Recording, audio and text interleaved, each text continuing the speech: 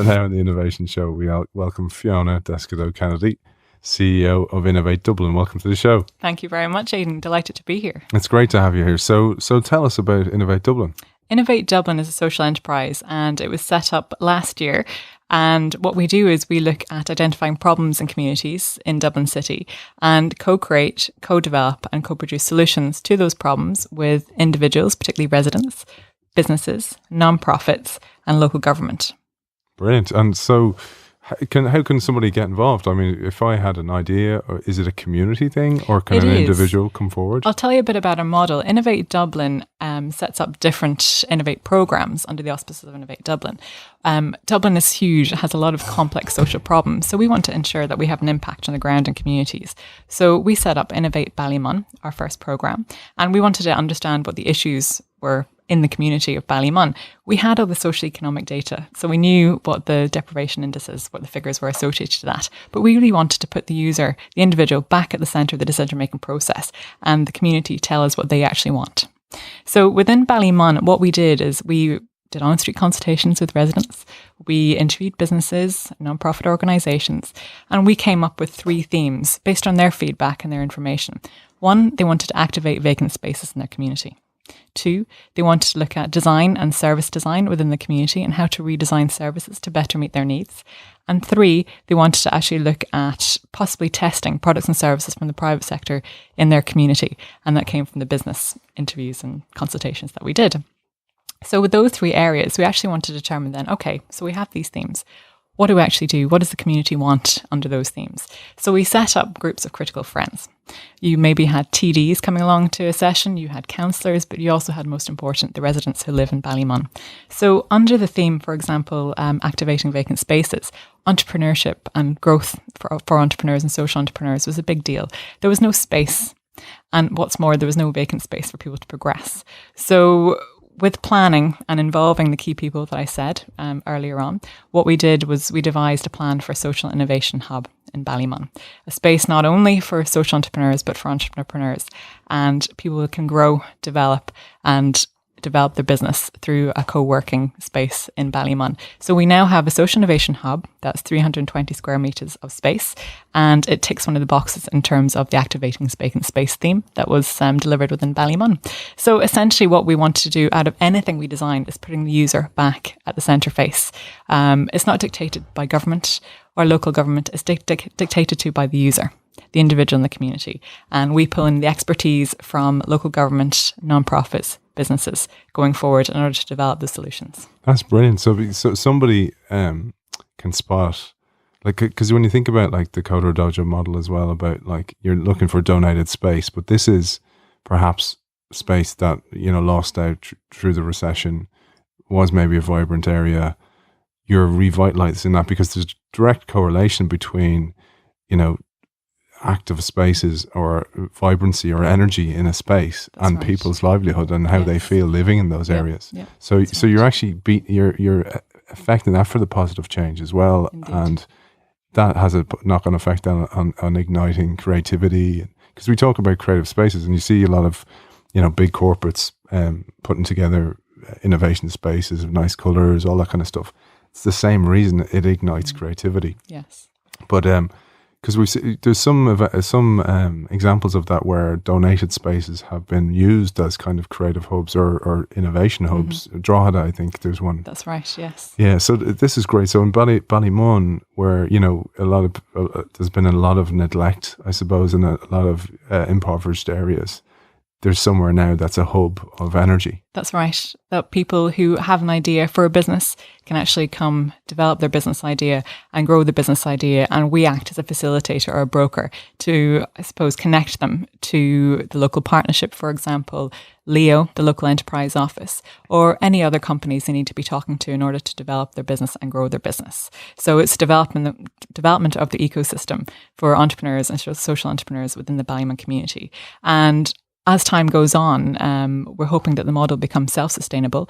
We're almost breaking even after 1 year for the Social Innovation Hub, which is fantastic. So we're hoping to look to develop and grow that in other communities in Dublin and work with potential partners to grow that across the city whether it is businesses, nonprofits, or local government. But we're also looking at other projects. The Social Innovation Hub is only one aspect of what we do. As I said, under the theme prototyping products and services from the private sector, there's an interest to reinvigorate an area that was looking at manufacturing. We wanted to actually get people back into understanding the awareness of what STEAM is: science, technology, engineering, arts and maths, and engaging them in working with development of STEAM products or services.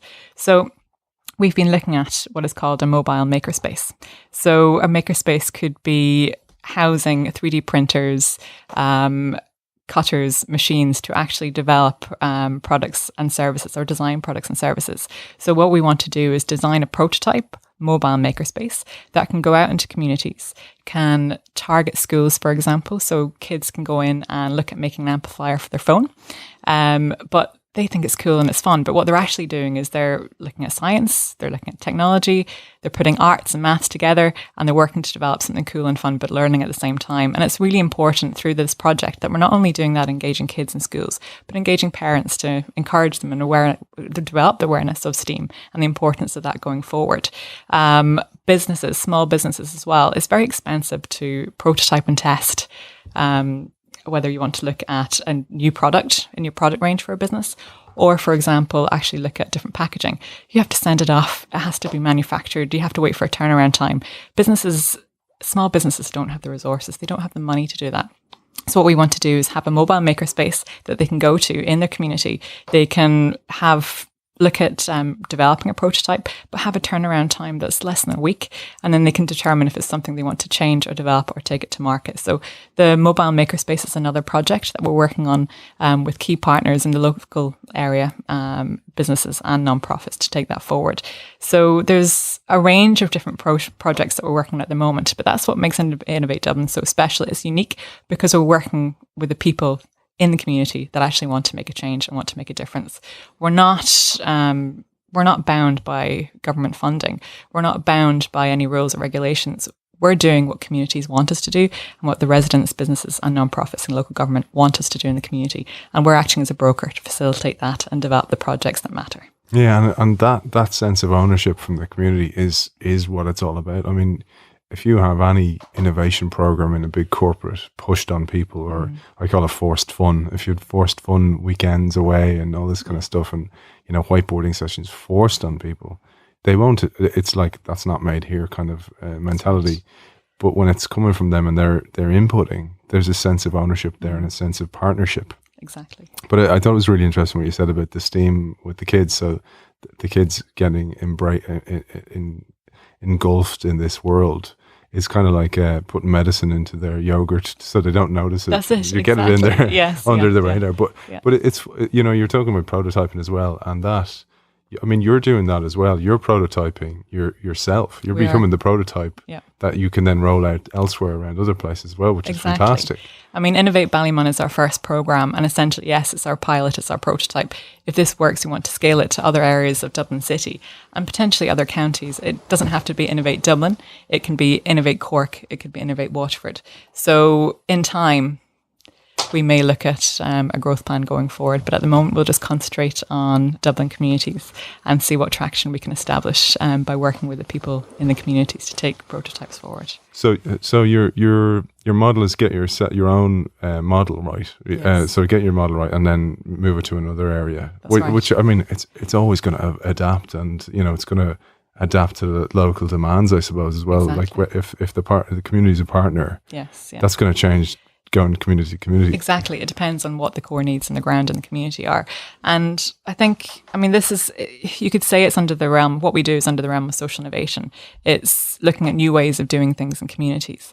So what we want to do is actually look at a different methodology for working in communities, looking at how we can develop local community through social innovation and putting the user as, i.e. the resident, back at the design of the services and systems that they want to see in their community.